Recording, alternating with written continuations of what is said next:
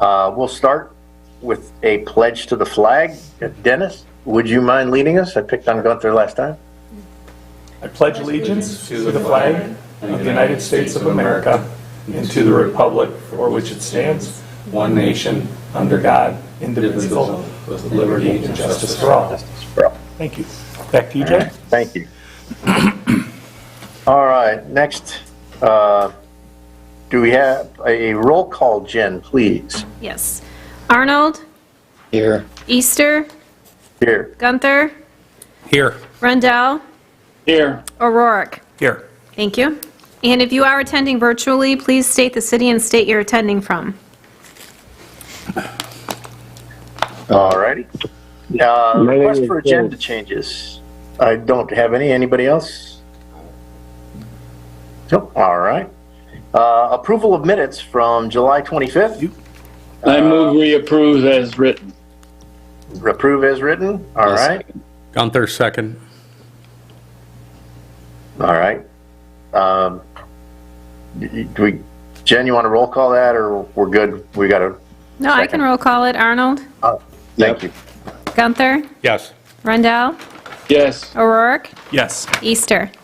Yes. Thank you. Thank you, Jen.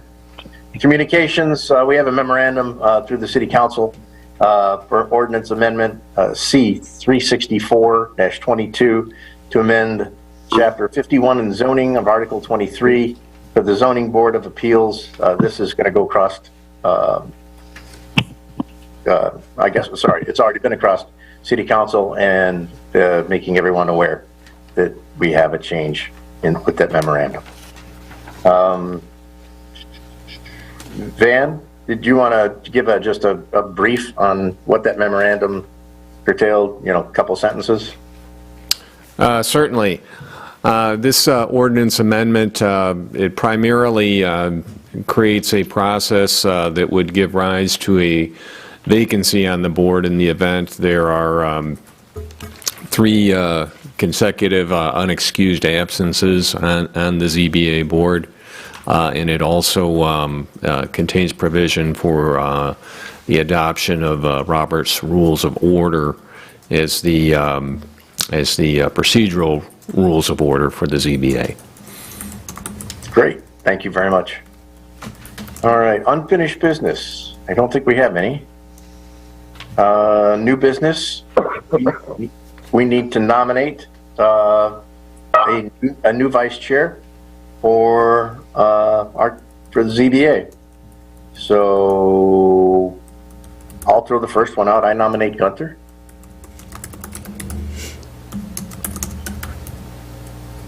And after that, anybody want to volunteer for the job?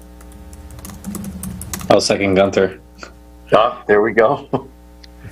Reluctantly accept. Okay, thank you, Gunther. Don't miss 3 times. All right, Jen. Why don't we take a vote of the board on the appointment of Mr. Gunther as the vice chairman? What's that again, Van? Roll call. Vote? Let's take a vote on the motion to have board member Gunther serve as the ZBA vice chairman. Roll call. Gunther? Can't vote. Rendell? Yes. O'Rourke? Yes. Easter? Yes. Arnold? Yes. Thank you. All right, thank you. Thank you for roll calling that. Let's see. Yeah, we'll move to public hearing. At this point, then I am going to recuse myself, and Gunther, in your new capacity, go ahead and take case 2022-07. And Jen, would you please read it in? Yes, I will.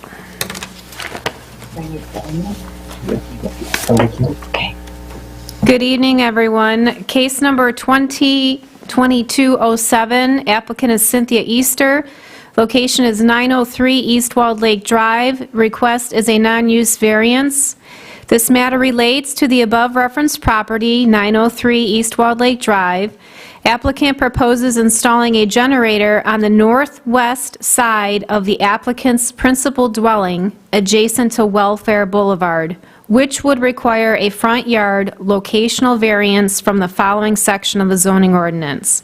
Section 51-21.10A3. Go ahead and open the public hearing, Vice Chair. Open for public comment. Would the applicant like to speak? I would. Hi, this is Cindy Easter, and we are requesting this variance to get a whole house generator. Being along the lake, here we tend to have quite a few power outages, and puts us at risk in the winter months and makes it difficult. With the location, we had several different companies come out, and it was determined that the location that we're requesting is the safest location for us. Normally, I don't think this would even be an issue, except we are a corner lot, and so it creates two front yards for us. If you've looked at our property, we've landscaped quite a bit, and we anticipate this to blend in with the landscaping along that side. So the back side of our house, which normally it would be able to go along, has, I don't know if you want to call restraints or safety issues because of the distance that the unit itself requires for safety to be away from windows and doorways.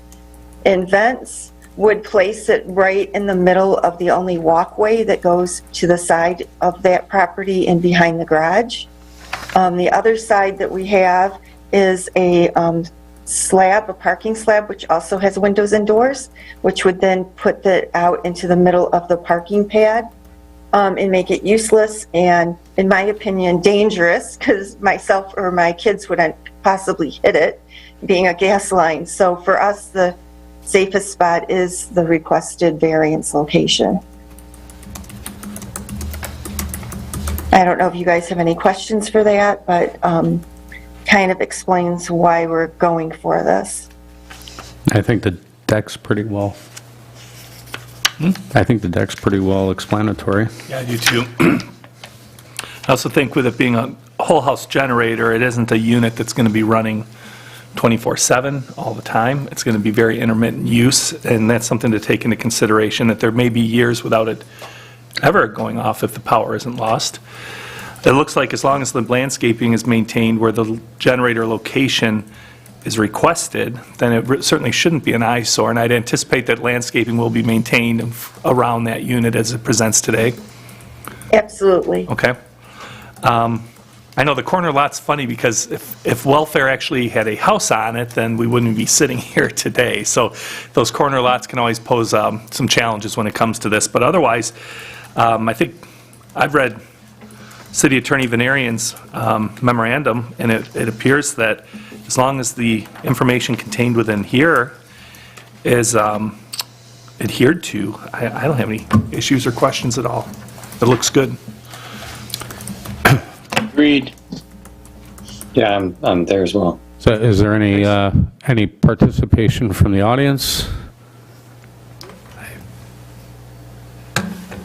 We do have the option for audience participation here present, and then also on via Zoom.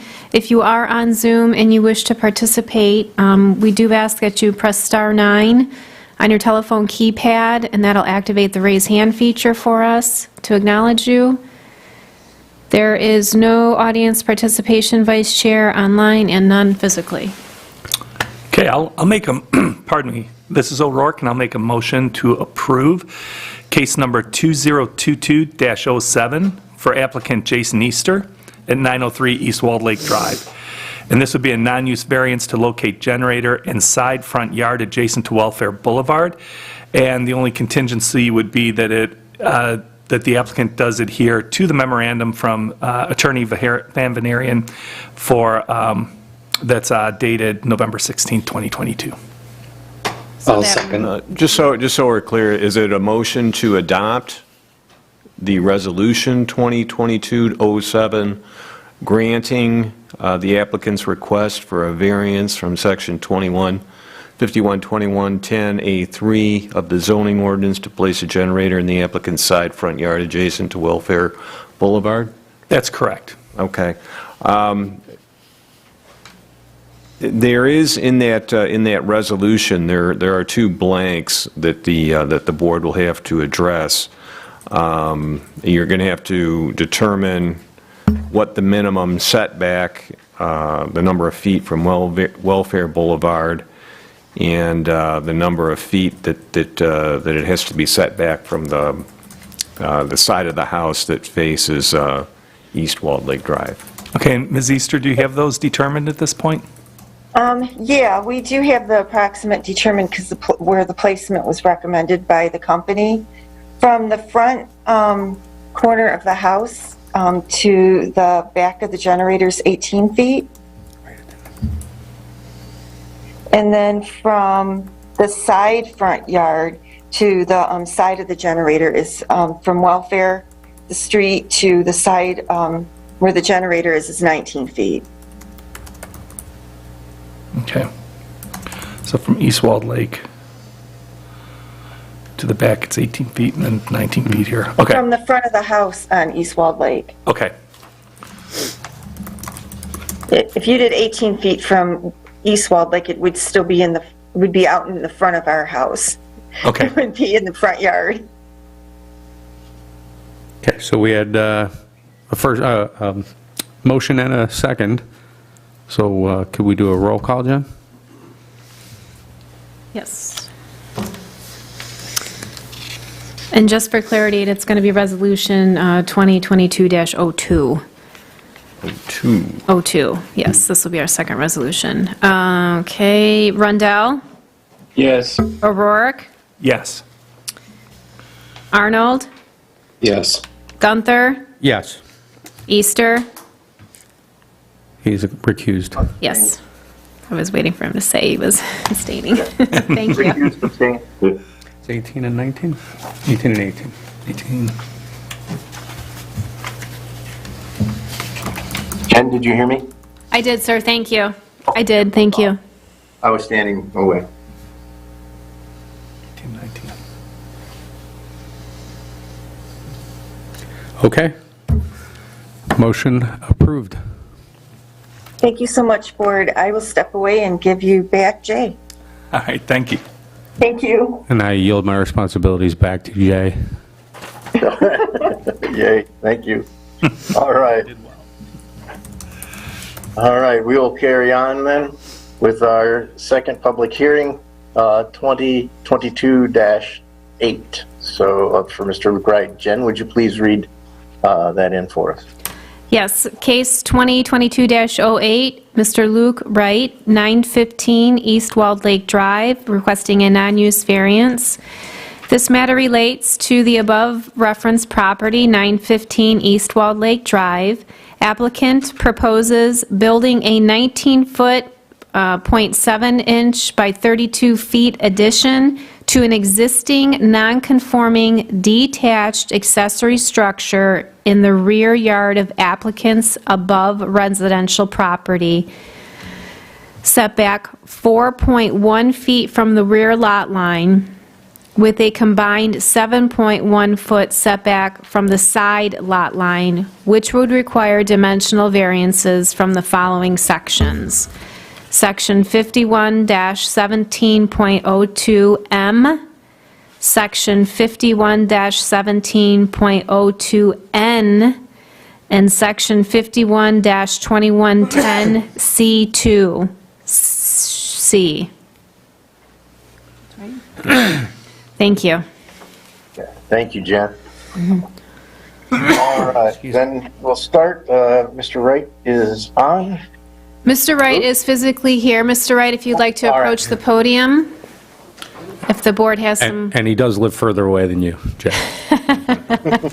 That's right. Long drive. And Mr. Wright, if you do have questions, we do ask that you address Chairman Easter, and then he will propose the question or go for the board. Understood. Board, thank you for taking the time here. I'd like to basically say I'm just moved in the neighborhood. I'm trying to put a garage that I can put my things into. I have a 2.5-car garage. The problems that I primarily have is with the offset. My current garage is already 3 feet from the back fence. For me to follow the rules, I would have to have an irregular shaped building, which is difficult with roofing and structures altogether. So just try to keep it more square as possible. As far as the lot coverage, there's a bit of concrete there now. I didn't build it. It was there when I got there. My goal is to remove more concrete that I'm adding. I'm adding a very small strip in the back of the garage, just to be able to square off the building, as I said. But I'll be removing, I don't like it, but I'm going to remove the apron, which is in front of the, currently it's a garage and a empty parking spot with 2 aprons. I'm going to remove one of the aprons so I can reduce the amount of concrete that's on the property today. I'm willing to reduce the amount of concrete that I have closer to the 35%. I just can't realistically get it to that 35%. I'll have to drive on the grass to get my car into the garage if I ever have to, or get the boat in the garage, or whenever I need to, but I'm making as much concessions as I can, including removing other concrete to make that happen.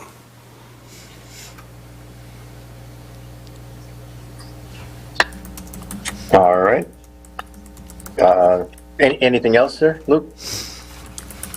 I think I addressed the, excuse me.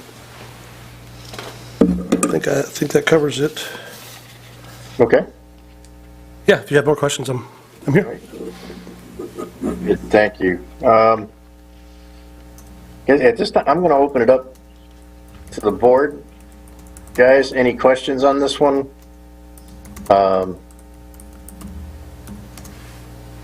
Size-wise, you've read through. It is a garage addition.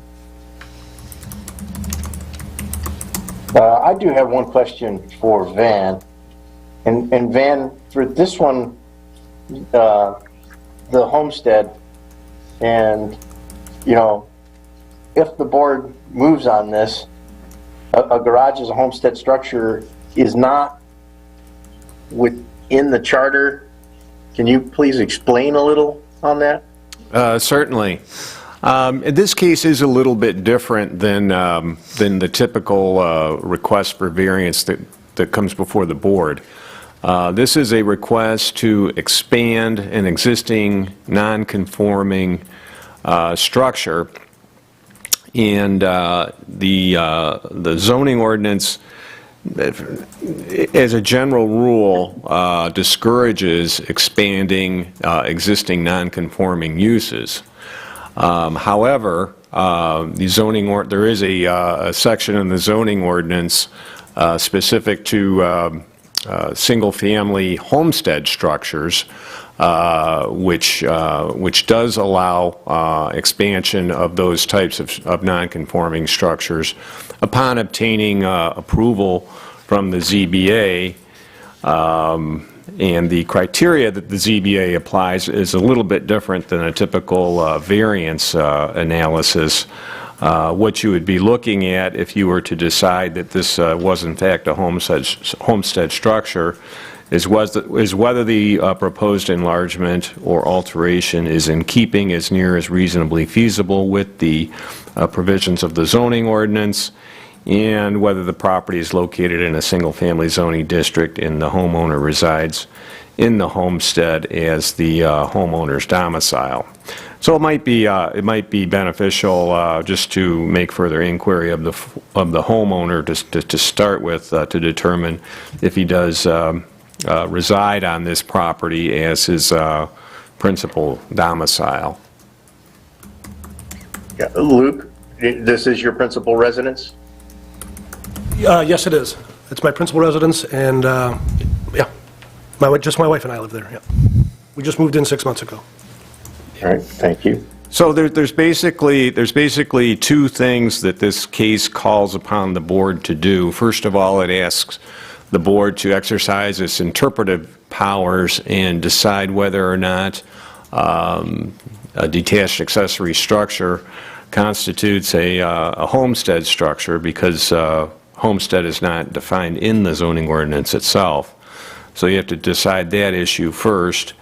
And if you were to decide that this was a homestead structure, then the next step would be to decide if the proposed enlargement or alteration is in keeping as near as reasonably feasible with the provisions of the zoning ordinance. Okay, thank you. Sorry, making a note here.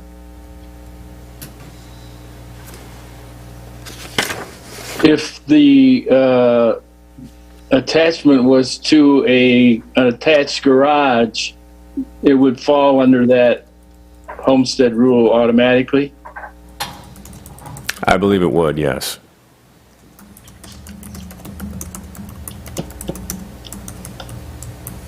So we just don't have a provision for a detached garage to be considered homestead?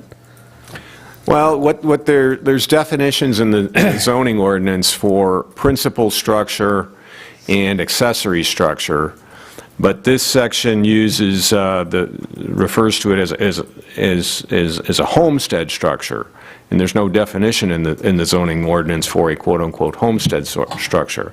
A principal structure under the zoning ordinance would be the principal dwelling, the house itself, to whereas an accessory structure would be like a garage or shed. Those are accessory structures, and those terms are clearly defined in the zoning ordinance. However, because there's no definition of a homestead structure, it calls upon the ZBA to decide if a detached accessory structure, falls within the scope of a homestead structure. The zoning ordinance does not, it could have said principal structure, or it could have said principal homestead structure, but it doesn't, which under the rules of interpretation would tend to indicate an intent to not limit it just to the principal structure, but to include more than just that. So that's how the rules of interpretation would come into play here. Interesting.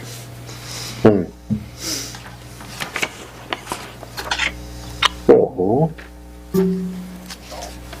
So on the west side, is it adhering to the setback? I'm having trouble blowing up the drawing to see the actual setback. It looks like it goes no further than the pad that's already there. Just curious on the west side, is it adhering to the setback on the side?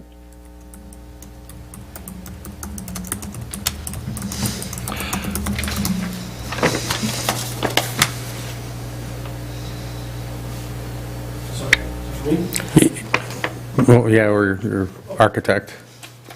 Yeah, architect. Yeah, Glenn? Can you speak to that, Glenn?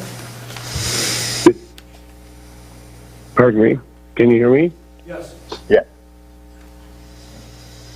Right. The addition is basically sized to fit a vehicle, and it is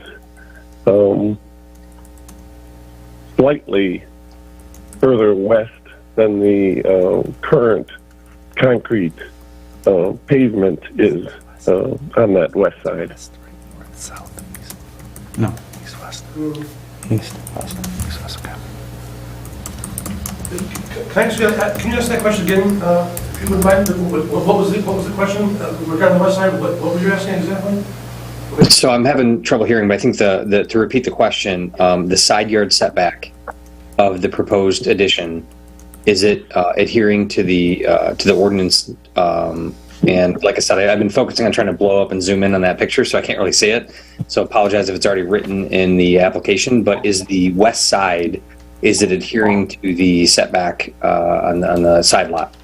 So the west side is the house. The house is it would be to the west. It's at an angle northwest, but so if you mean my neighbor to the north. Yeah, sorry, I'm rotating around, yes. Okay, so it's basically the same size, the same distance.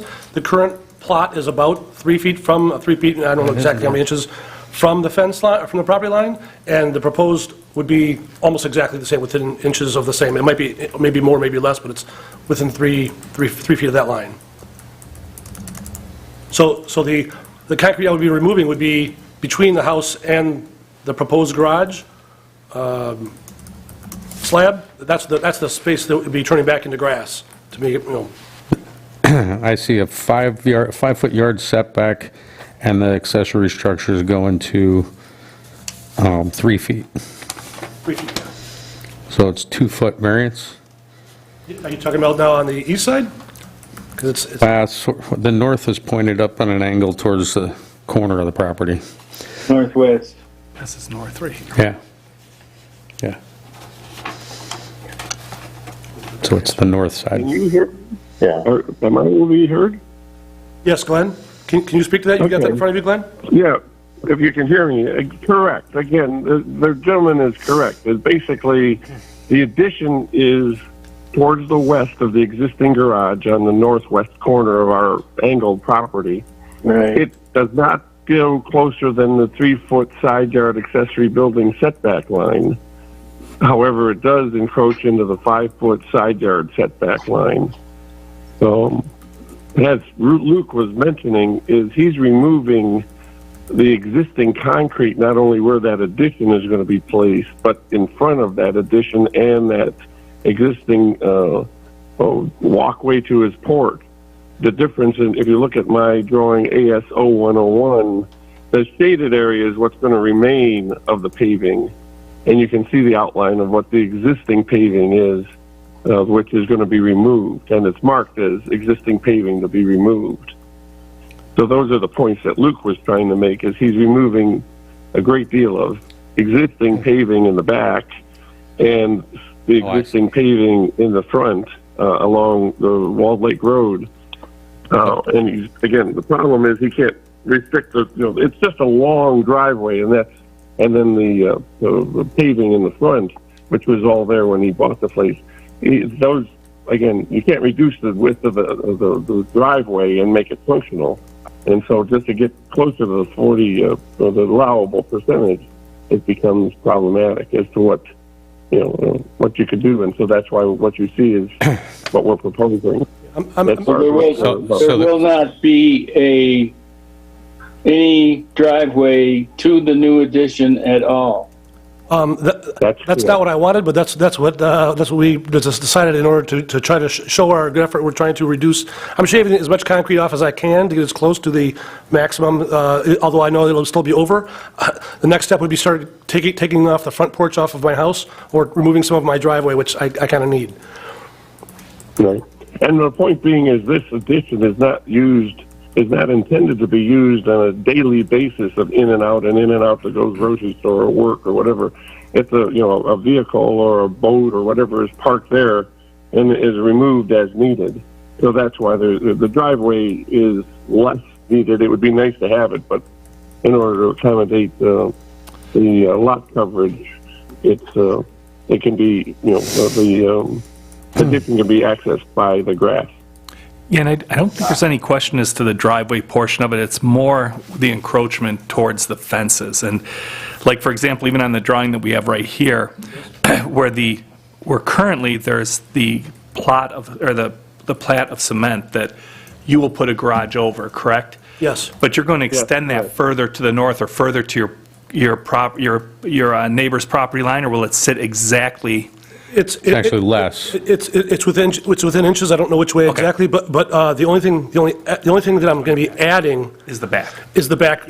Got it. Because there's just a square And that's to buildings. align it with the existing garage. Right. Correct. You know what I Yeah, mean? that We're part, taking- yeah, we're it's, not going, right, Yeah. Glenn, can I ask you a question, please? by all means. 3 feet 7 inches and 3 feet 7 7/8 inches is what is on ASO 101 to the side, but then there's a gap from that line, which appears to be the edge. I can't tell. There's just another gap. What is that small window measurement from your 3 feet 7 inches 7/8 to the edge of the new proposed addition? I don't quite understand your question. I think it's 17 inches. No, yeah, and I think I can answer Goes that up for to you. the 5 feet.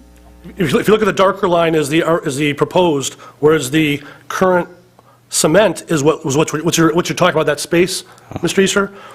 Yeah. The space that you're seeing there, see how that's a little bit lighter than the darker perimeter? The darker perimeter is the proposed final structure. Right, that's the building, that's the But- proposed but- structure, and the lighter line is the existing concrete as it exists today and will be removed and replaced with the inside of the garage Yes.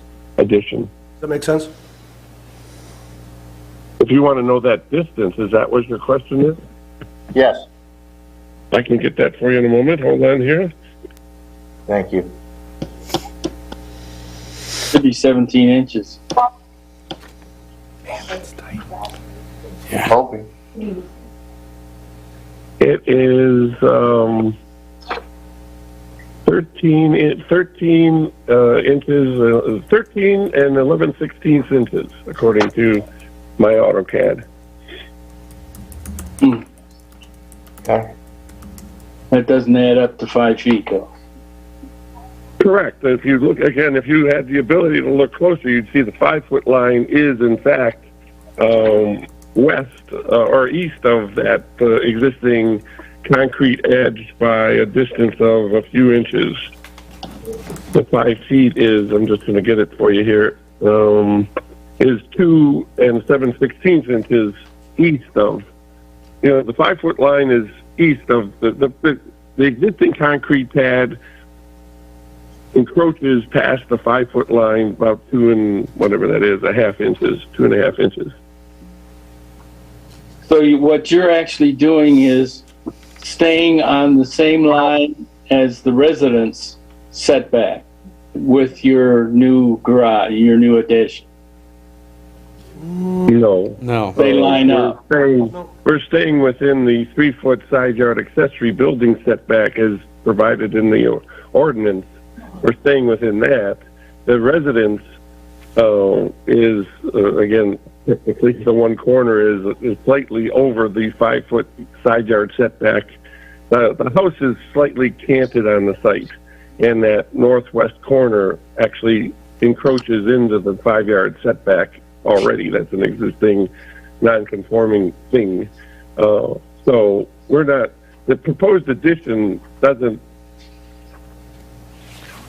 recognize, that might be too strong a word, the 5-foot setback, side yard setback. It's working with the 3-foot side yard accessory building setback. And it's staying within that. We're staying within the 3-foot side yard accessory building setback. But we are encroaching in the 7-foot rear yard accessory building setback in order to align with the existing garage. Our addition is just an extension of the northern face of the existing garage. We're just extending that across. We're not encroaching north any further than the existing garage does. I have a question for Van. So if we consider it the homestead, then instead of a detached accessory building, then shouldn't it comply with the side yard setback for the homestead, which is 5 instead of the 3? Well, like I said, because this is a request to expand a non-conforming structure, the analysis here is a little bit different under the zoning ordinance than the typical analysis for, the typical variance request that you see. If you were to find that this accessory structure was a homestead structure, then the question for the board to answer is, is the proposed enlargement or alteration in keeping as near as reasonably feasible with the provisions of the zoning ordinance? So you're going to want to look at the applicable side and rear setback requirements within the zoning ordinance, and then ask, well, is this based on the facts and circumstances of this case and the dimensions of the lot and its buildability, so on and so forth, is what they are proposing in keeping as near as reasonably feasible with the otherwise applicable setbacks for the side yard and the rear yard. So it's a little different standard than the practical difficulty standard where you've got the 5 different criteria that you have to go through. This is a little bit more straightforward in that it's really the one test as to whether or not the enlargement or alteration is in keeping as nearly as reasonably feasible with the requirements of the zoning ordinance. So the 3 foot is to the structure, or is the 3 foot to the soffit? Because if you're at 3 foot and you got a 1 foot plus soffit, now you're like 2 feet from water pouring into the neighbor's yard. Right. Yeah, good catch. Well, there'll be gutters. I just want to mention, I took upon myself, a neighbor said that he had applied for a variance for a garage to be built that was granted, but he said that one of the neighbors had a problem with the water. What are you going to do with the water?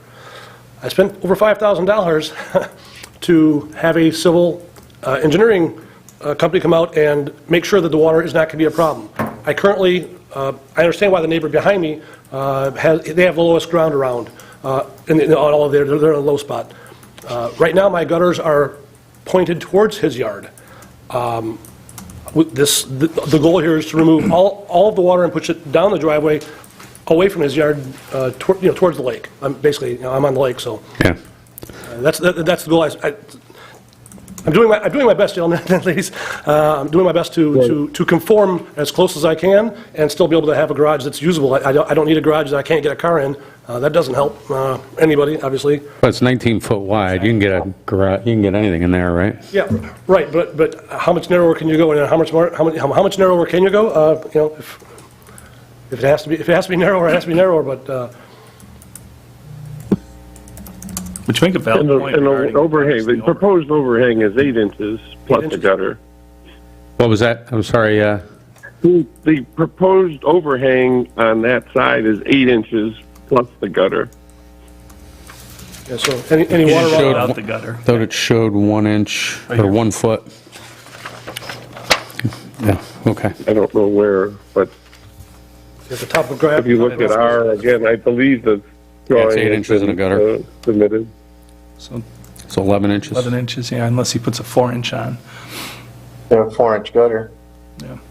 By the way, I did this evening, as a matter of fact, talk to neighbors on both sides, including the side neighbor that this is regarding, and I've got a letter here signed by him, by his wife, rather, the homeowner who's been there for 22 years. He says that they not only understand it and have no issue, but they support it. We should have that added to record. Happy to. Give it to Ms. Stewart. Yeah. Yep. If I could add one piece, just to sort of boost what Luke was saying, is he did engage the Noack and Fraus, the civil engineers, to come out and analyze the site and the current drainage patterns. And we have part of the proposal is to redirect the water so it's not draining onto the neighbor's property. By a series of swales and French drains and things of that nature, which is also part of the package, I believe, that Luke submitted. However, you're working on such narrow margins between the back of the garage and the back property lot, the north side of the garage and that property line, where's that water going to be diverted to? Well, If you look right at now, the- it's angled to go to the back of the garage, which is actually tied together and dumping over a concrete wall onto the next neighbor behind me's property. We'll be reversing the direction of the gutter so they run forward onto the driveway, which has been carefully, I mean, the information's there, but you can see inch by inch, they've tapered it so that the water will run in the direction of the driveway only. Between the extra absorption, which is going to be brought in, there's more permeable area now than there was. Well, there will be than there is now.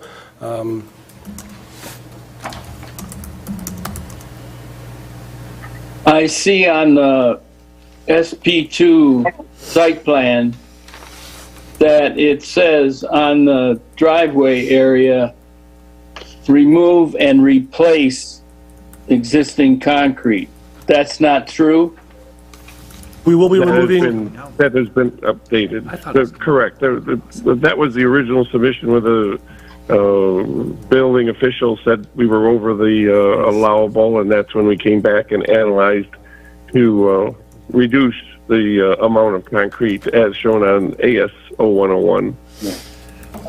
We didn't go back and change the civil engineering drawing yet. The topo indicates draining toward the front of the property, in the front. yes. And Correct. in the rear of the two garages, it's draining north and south, or northeast East and west. south. Yeah. Correct. And then I noticed on the side yards, it's draining towards the front of the house. That is correct. Also, as I say, either through a series of swales or French drains or both to get the water moving towards the front of the property and away from the neighbors. The neighbor that we approved before has not done anything with that property, has he not?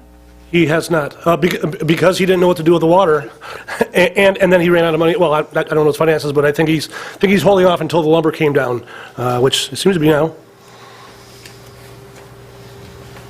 Does that affect you in any way? Does what? Does his building it affect you in any way? No, I have no problem. I mean, no. As a matter of fact, I think that his property and everything, no, it's about the same level. I guess it's on the survey. I guess it would tell you if it's the same level or not, but doesn't affect me. If he builds it, but it doesn't bother me. I don't see any topo for his yard, so. I think our topographical spilled over into both yards SP2. to some degree. SP2 has the topo. If you look at the spot elevations on SP2, you'll see the neighbor's property is virtually the same level that Luke's property is. It's very close. Yeah, Roughly about 940. and it drops toward the southeast. That's correct. It drops towards the lake. Correct. Yeah, and toward the lake. Yeah, I see that.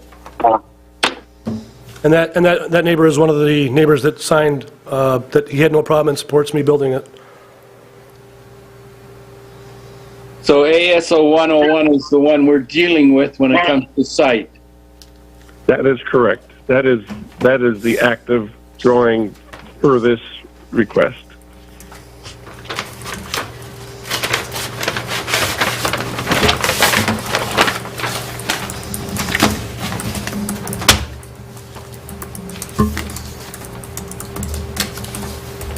You'll pardon me for using my architectural background on you.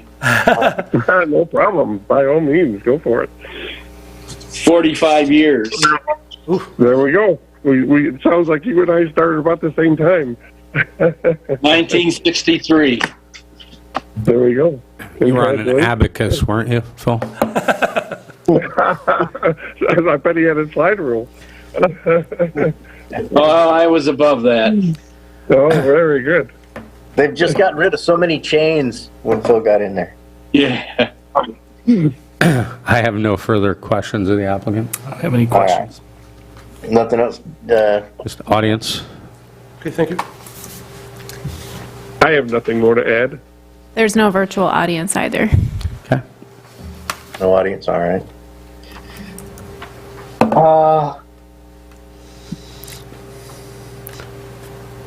So I think we have at hand, first we have to consider it a homestead structure versus a, Yeah, that's number one, Detached. interpretation of homestead. so I motion we consider it homestead as if it was attached, it would actually be homestead To the house. to the house, yeah.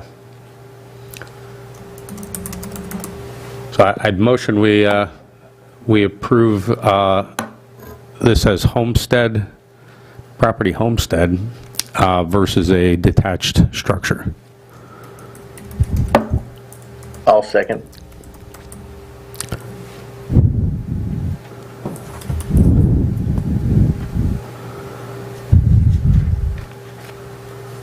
And then, do we want to vote on these separately? You should ask if there's any discussion on the motion, have that discussion if there's any, and then vote on it. Okay. Yeah, I was wondering if we could go with the next motion after. Yeah, they need to be split into separate Yeah, motions. okay. Thank you. Any discussion? I just wanted to ask Van if this motion is appropriate. The form of the motion is, yes. Okay. Does I want to it, stay in the bounds. Yeah. would it then set a precedence moving forward?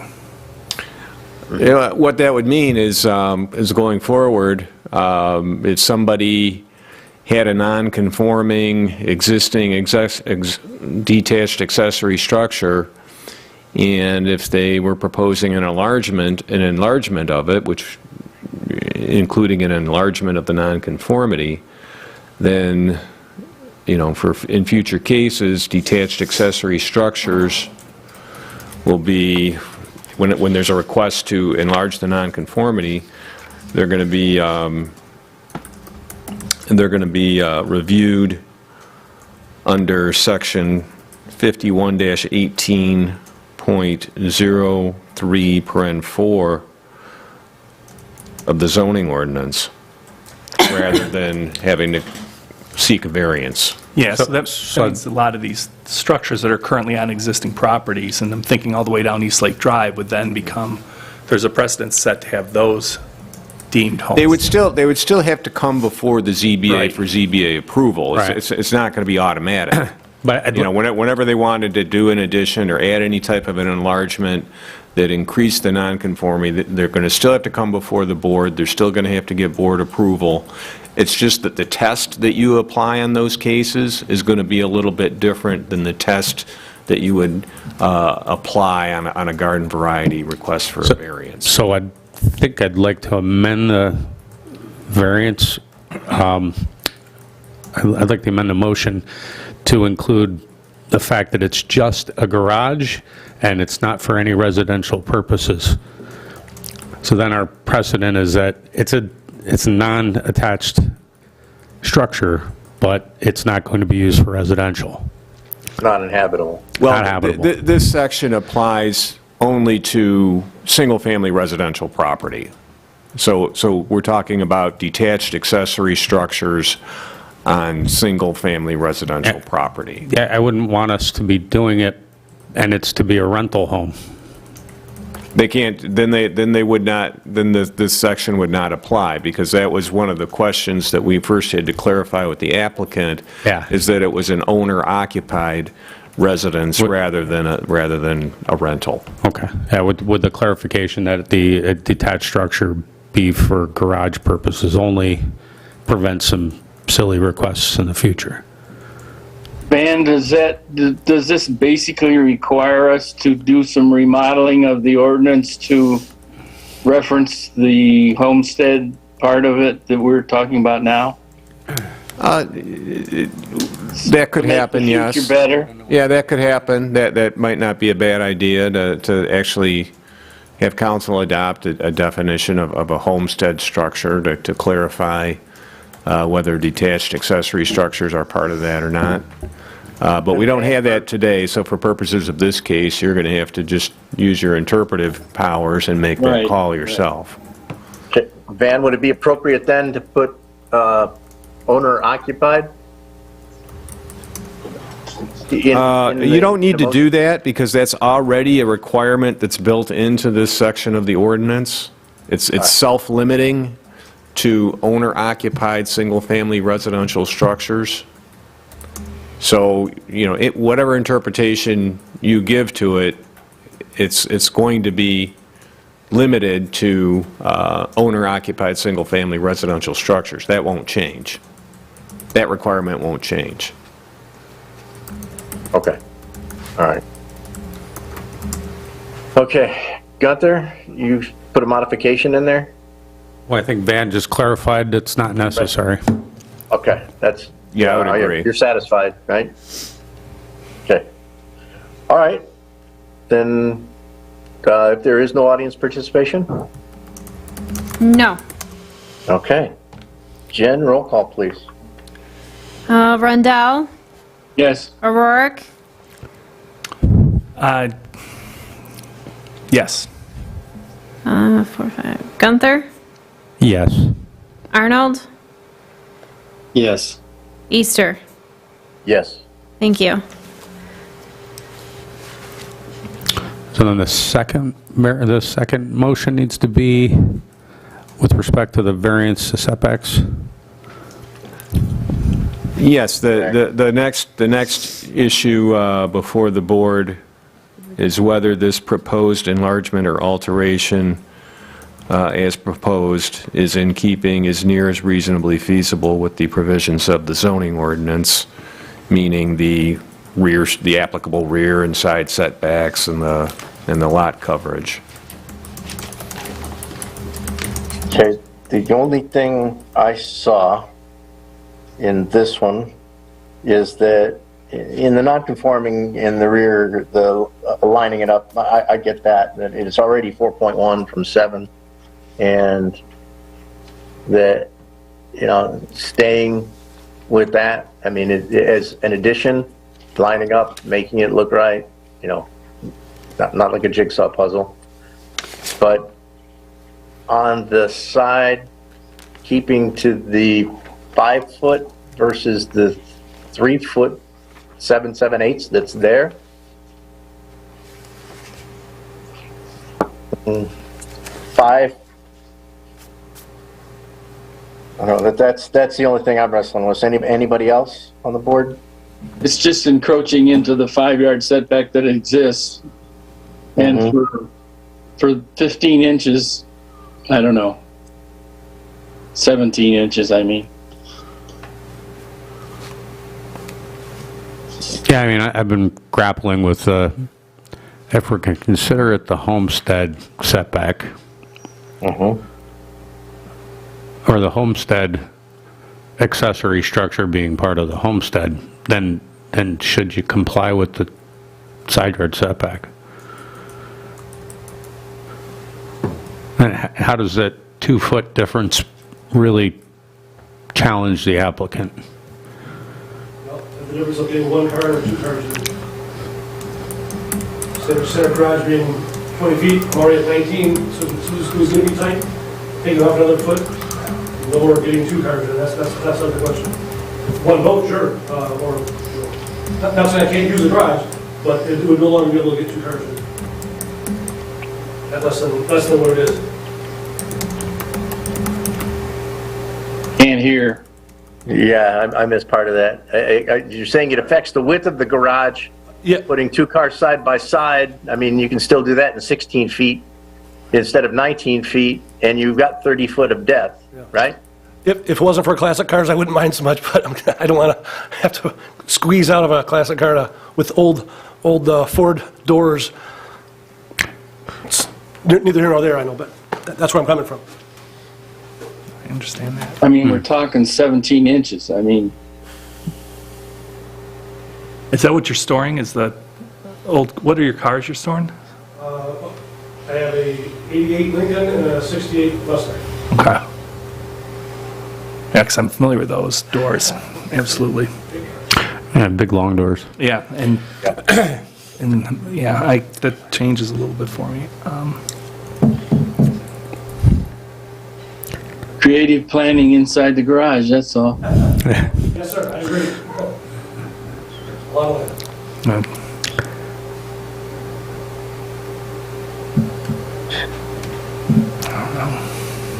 Where are we, Jay? Well, I'm trying to keep within as much of the spirit of staying within the setbacks without encumbrance to the applicant.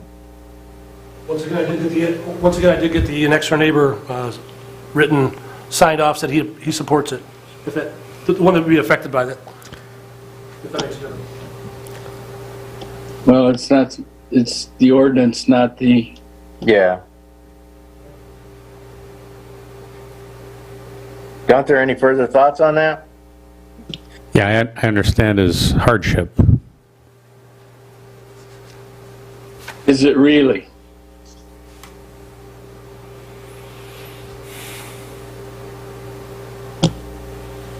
I can go either way. mean, I've had cars similar to what he has, and the one side I always had, because my space was limited, I always tucked the one side up closer to the wall to account for that door being swung open wide and not hitting other structures in the garage. So it can be done. I believe that. I do too. You know, I had a 69 Buick which had huge doors on it, and I just had, Yeah. I had to push it over to just make sure it went over to the, in this case, which would be the passenger side. It really gives you no walk around room or. Not on the one side, it does Yeah. not. Absolutely not.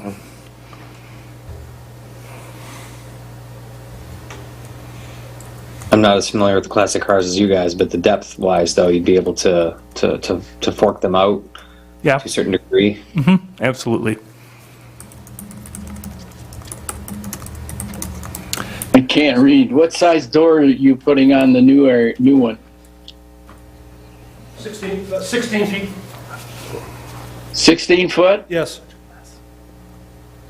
Yeah, you got about 18 and a half feet inside there, so I don't know. Yeah, it's, Which you'd would have take it down nonconformity. to 17 inside if we moved it to the 5 feet. Actually, I think there are 6-inch walls, if I'm not mistaken, right, Glenn? And that would make it Correct. 18, Right, make it That's why I said 18 and a half feet wide inside. But also, He'd but have to also we go to a have- 10-foot door maybe, but that Yeah, would, we have a curb on the eastern side of the addition to translate between the two areas, the two garages, to make up some of the grade difference. But but there is a 3-foot curbed walkway on the east side of the addition.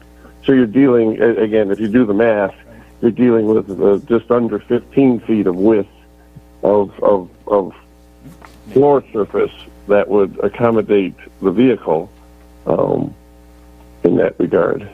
Yeah. plus you got a door going in. Correct. You got a door going in from the outside passage doors going in.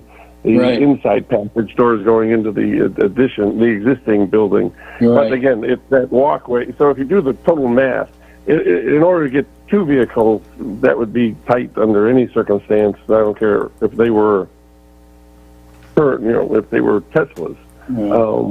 But I think also there were two other issues that we had was we were trying to get an inside clear height so that if he had to jack the vehicle up, he had clear height to work with it in the center of that garage with a single vehicle. And so narrowing it would lower that clear height issue. And I'm trying to think of what the other comment I was going to make. And I think that's about it at this point. It was like clear height and the... It was, I'm sorry, Glenn, I think it was the other point might have been the symmetrically making both roof lines work. That was part of it, which we were trying to keep it. Well, we were trying to get close. Again, the addition is shorter than the existing garage because we're keeping the same slope of the roof.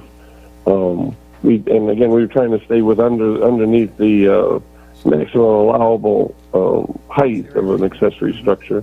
So we keep all that going. Any narrowing just makes the usable space less usable. But again, at this point, it's Must be drawing. up to Luke to decide how he wishes to respond. I wonder about reversing the pitch on the addition. Well, it's problematic again if you're trying to raise a vehicle. You need the Yeah, but all of it will be if you raise it up that way, the height will be in the middle of the garage, not, you would not have the pitch on the other way encroaching in the height. I understand what you're saying. You're correct. However, a vehicle, if you're going to jack it up, it's the long axis that you want the height in the center of the long axis. So if you were to do, that's the 32-foot length that you could raise it up as you needed to. Whether the in the 19-foot, you can't even get a car in 19 feet of raised up area. I mean, it would be difficult. I hear what you're saying. You're not wrong. It's just, Yeah. it's again, it's even more of a inconvenience to actually use the space, functionally. I assume you're going to go with scissor trusses in there. That's correct. Again, if you look at, I believe Luke sent you the whole set. If you look at our sections, A0202. I'm sorry, I think he's saying scissor trusses, and maybe I misunderstand. You're the architects, but Well, not scissor trusses, they're conventional frames. conventional. Yeah, thank you. 2x12. I want to clarify that. Conventional. No, you're correct. It's That's to give us more space than it would be if it was scissor trusses. right. If you Well, look at our a sections, scissor truss is high in the middle. It doesn't go flat across. It pitches. no, correct, but it also is half the slope of the outside, so it would be as high. What you're doing, that's why what we're you're going- doing is rafters that are deeper. There's no Conventional ceiling frame. rafter. Yes, sir, correct. Correct. It's To give us as conventional much frame. clearance as possible, yes. Right. Yeah. Yeah, I see that. Gunther, Dennis, anything from discussion? No. I'm done. Okay, you're done? I think on the 17 inches, looking at the way the house is, because that difference looking at the drawings is even split again, so keeping in line with everything. Guys, I need a motion on it if you want to keep it the way it is.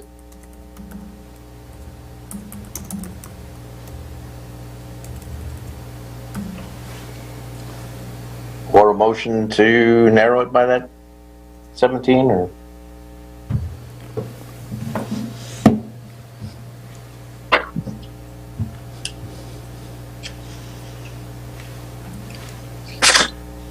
It's in the spirit of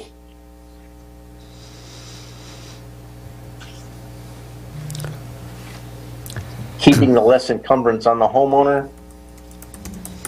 Yeah, I just want to add that I'm just a little bit torn because we're talking about 42 feet wide of garage space, if I'm doing the math right. You're right. You are. That's appreciate that. I mean, I have a large garage myself, and I can appreciate what that is. That's 42 feet, and we get some wasted frontage on that people door in the front. And I don't know if there's any. I don't know. I'm so far from the architectural side of things that I can't even make a proposal. But it seems like 42 feet wide is very wide. Considering the width of the lot. Yeah. The lot is 50. Yep. Yeah.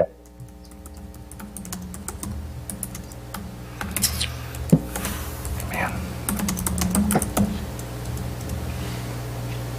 Plus, if I'm not mistaken, these lots have two different side yards. Well, believe one is what, 15? Or the total is 15, one should be 10 and the other 5. I don't know if that's true or not, but I think it is in these areas. At least that's what I had to do, and I got a 40-foot lot. Because of the width of this particular lot, the ordinance requirement is a combined side yard setback of 12 and a half feet, Yeah. with the lee side being not less than 3.5 feet. Mm-hmm. So either way, he's encroaching on the total. Yes. Yeah. Yes. Yeah. Yes. Yeah, he has a total of 7.1 versus the 12.5. But on the side there, we're talking about he has the 3.5, which is leaving only, right? It's leaving 4.8 on the opposite. Well, it's So, I mean, it's a true 5 feet on the south east side.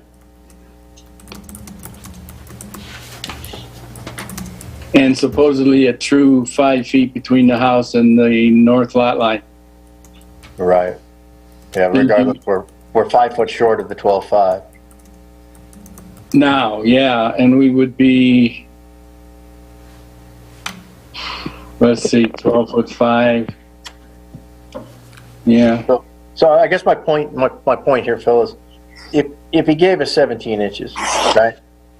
Even if he gave us 18 inches, that he's still 8 feet 7 inches instead of 12.5.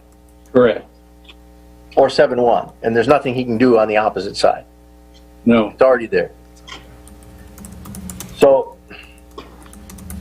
that's what it boils down to, guys, I think, is 7.1 versus the 8.8, essentially. 18 inches. If I may, the symmetry too is, maybe something to consider here. I'm going to have 3 feet on the old side on the 50-year-old garage and a different amount on the other side. It's not huge, but just another consideration I had, like, not exact, it's all going to shift out to one side, but. So we're never going to get to the 12.5. No. Correct. Cut it in half. Yeah. Right? Correct. So that's where I'm at. We're rolling between, to grant this, we're rolling between 8.8 or 7.1. So, which doesn't even equal the 12.5 again. Could we actually read the neighbor's note? Does he understand what he's agreeing to? So that we at least To understand the Walled Lake Zoning Board, I have read and understand the below and have no issues and support my neighbor and his building of an addition on his garage. Sign, I can't read the name, so excuse me. 917 East Walled Lake Drive and 913 East Walled Lake Drive. And the body of the email is the notice, all 3 bullet points, section 51-1702M, section 51-1702N, and then section 51-2110C2, C1.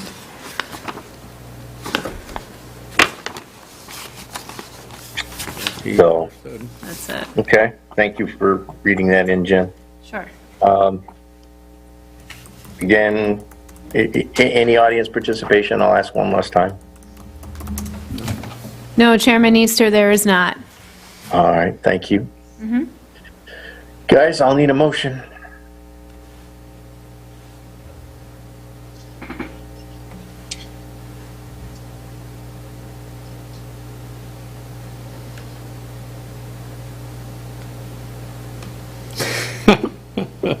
I love you guys, but I don't want to stay all night.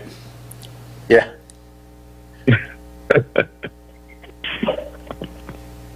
So, again, like I said, I think we'll never get to 12.5. We're dealing with 8.8 versus 7.1. Yep.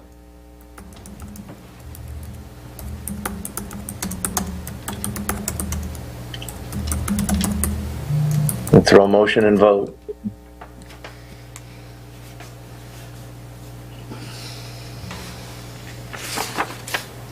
Because I don't have anything left on it. I don't either.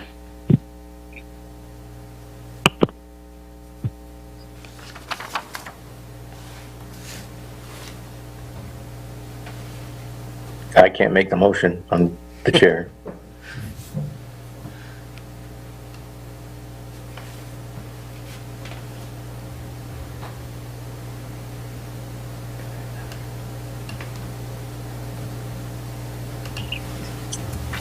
Can we use the resolution that she published with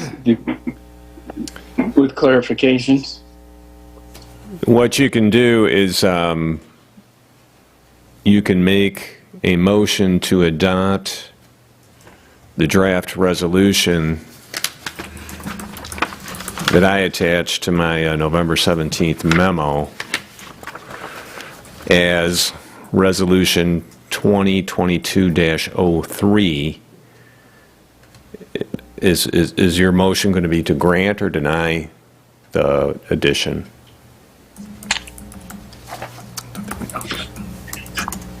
Well, Just to add, I'm really struggling with this one. All right, let me continue. You could make the motion to adopt my draft resolution as Resolution 2022-03, granting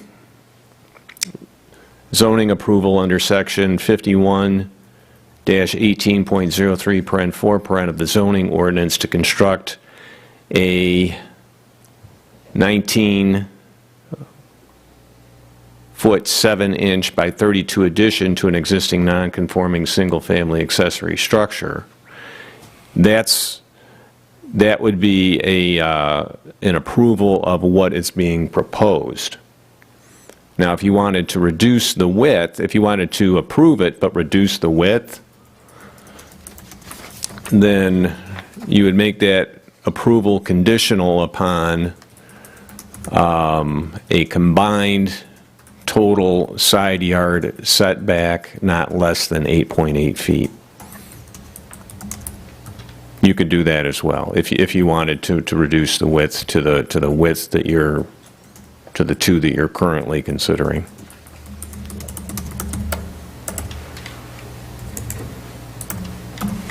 I don't know.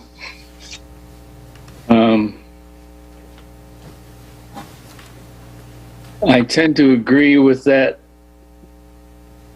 statement, and I would maybe use that approval based on the total of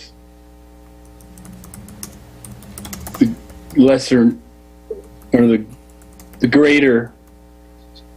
In other words, it won't be a 19.7 by 32, it'll be an 18-foot by 32. That would give us the difference between the two.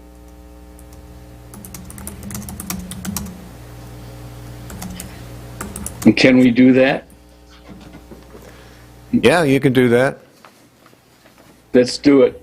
Can I ask one more question? Can she get it from, you work this with, I don't have to go into the whole thing then, she can use that change right there. 18 by 32 addition, that's what we approve. So you want to make a motion to grant zoning approval to construct an 18-foot wide by 32-foot deep addition? Is that my understanding of the motion you want to make? Correct. So we maintain a 5-yard setback, whatever that is. I think it's 1'7", I think is the difference between the 3 point something, I forget what it was. Or can I say, build a, I don't know, 32 foot's okay, but the width is what I have. Can I ask the applicant a question yet, or since we haven't made a motion? Sure. Go ahead, Dennis. So if you did have the lot conform to the setback, so we're looking at that 12.5 feet, and we already know what the permanent side is, so it's that north side. What about a car lift, putting it in there to house the two cars? Because you basically need about 12 feet on that, and then that would take care of everything. The cars would be on a lift, and then you would also be adhering to the setback, which would mean that we wouldn't have to be worrying about a lot of these. Right. Stacking the cars. That's what I was just looking up, is just the traditional garage car lifts, and that takes care of any working under the car you need to do, because you've got the lift there, and then it keeps the property in the garage so it stays in conforming with the ordinances that are in place for a reason. I understand the question. I think that the issue, as Glenn mentioned earlier, that reducing the wall width is going to either have to change the pitch, which means it's not conforming to the other pitch of the existing garage. Now it's going to look one pitch on one on another. So maybe that's good, maybe that's not good. But the reason that it is the height that it is because it needs to be that height to give us the clearance to be able to raise a car in the center if you do that. Okay, so then that would work then, right? Because what is that center height? If your architect could tell us the interior height from the floor to the maximum height, what would that be? Where the trusses sit, or? It's I think clear span was 12 feet, if I'm not mistaken, Glenn?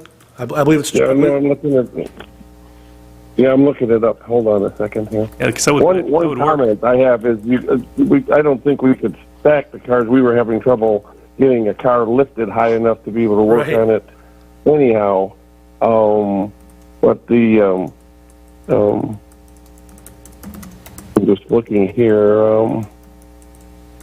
It was the absolute peak of our design was just a little over 12 feet in clear height. But that was that's only- right at the peak. Yeah, and that's if you what's take it at the narrow width of a section. vehicle, the height is only something in the neighborhood of about 9 foot something. I'm looking here. What's the again, roof pitch? The roof pitch is 612. Okay. So half of 19 is 9.5. 8.5. That should work. And if Yeah, you go up the 9.5, then it's going to be 3/4 of what? Are your walls 8 foot? Yes. Well, that's pretty high. Yes. Yeah, so Well, I they're agree with you. The to symmetry of the roof is match important. to work with the other existing walls, so we aren't creating a valley. But let me still trying to get you an answer here on the first question. If they didn't leak In- oil, in I wouldn't be the, too worried, but, I could- sorry, if I wasn't afraid of them leaking oil onto a paint job on the car below it, I'd actually consider doing that as an option. But you can tarp that too. Yeah, 10 That's- foot. You can I could put a diaper it or green something. roof Yeah, that's possible. for that too. Yeah, that's possible. A car in the center would have a clear height from the floor to the underside of the rafter of 10'8". But how wide is that? How wide of a span is that? Because 2 feet doesn't help. It's got to be I'm 6 feet saying wide. as currently proposed, which again, one thing I wanted to clear up is our addition is only 19 feet wide. That's what we're proposing. The 19'7" dimension you're referring to is the dimension at the front where it overlaps the existing garage. You understand? The garage is only a 19-foot addition. Is all we're proposing is a 19-foot westerly addition. And then to get to 5 foot of setback, if you look at the mass there, I've got too many different screens open here. The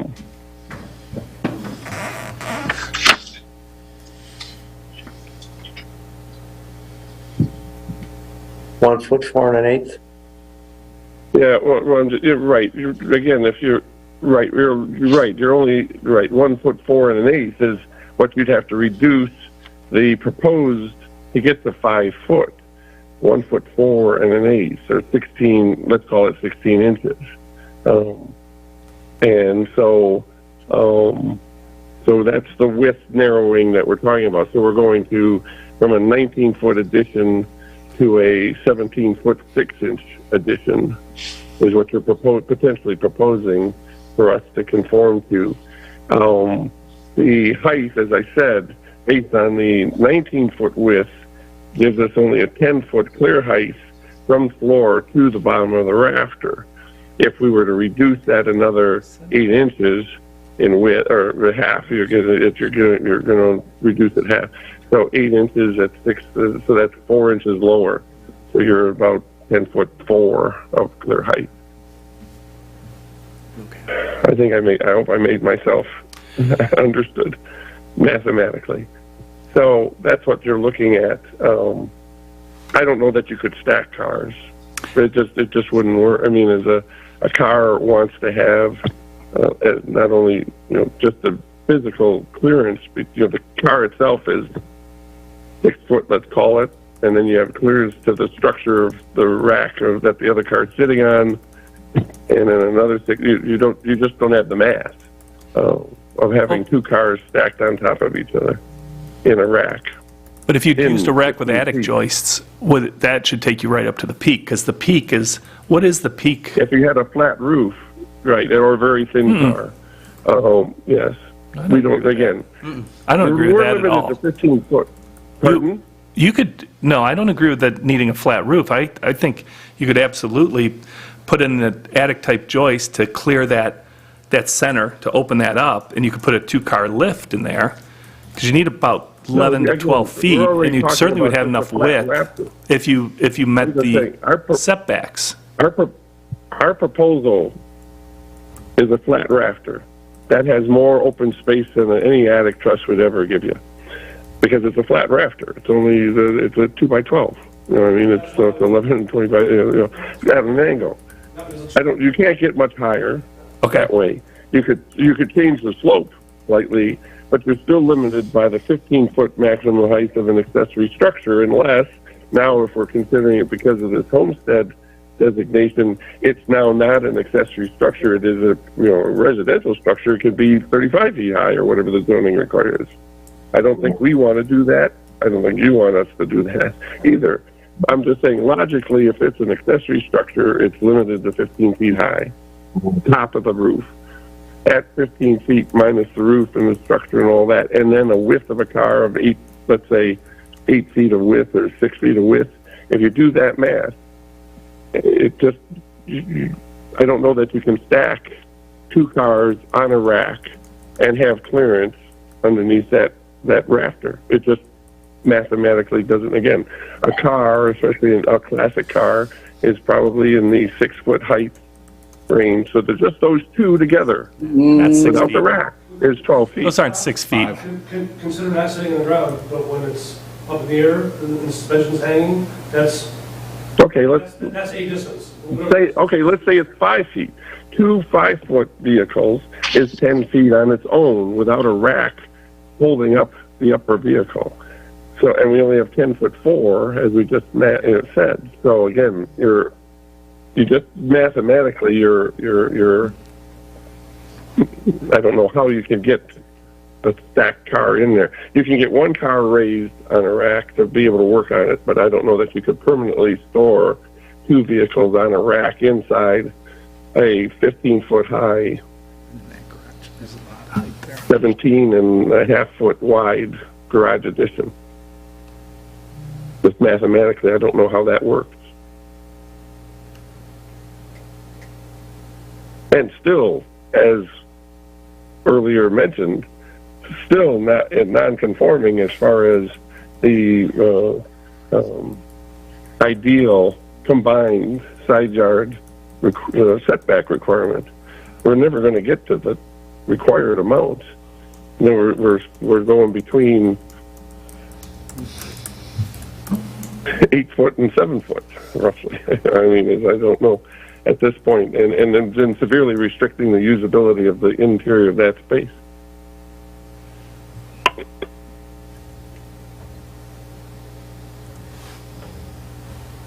It seems to me like the owner's got to make some concessions here. Only work on one car at a time and try hard to fit them in together when they're side by side. Okay, so what size do you propose then?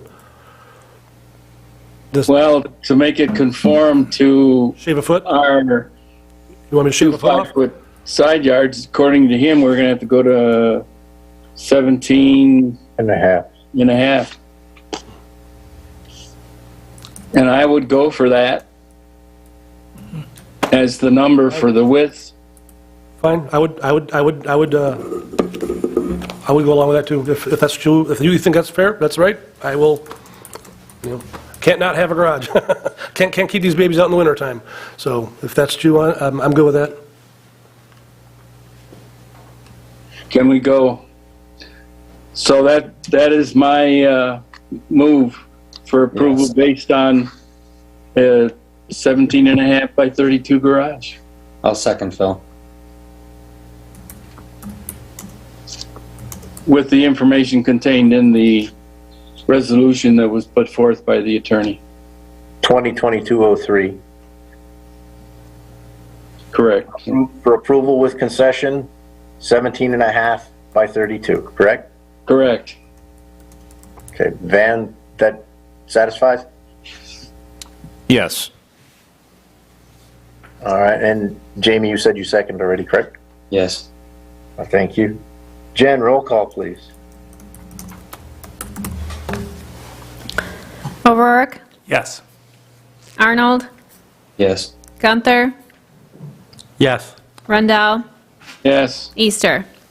Yes. Thank you. All right. Thank you, guys. I know it was a long time getting there, but we've got to do what's right for her. Well, I have lost my meeting packet, so give me 1 second. I don't think we have anything left. Is moving over correspondences and communications, new business. I think we just need a motion to adjourn. Motion to adjourn. Second. Guys, we don't need a roll call. Jen, all in favor? Aye. Aye. All right. Thank you very much. Appreciate it. Appreciate your time. Have a great week. Thank you.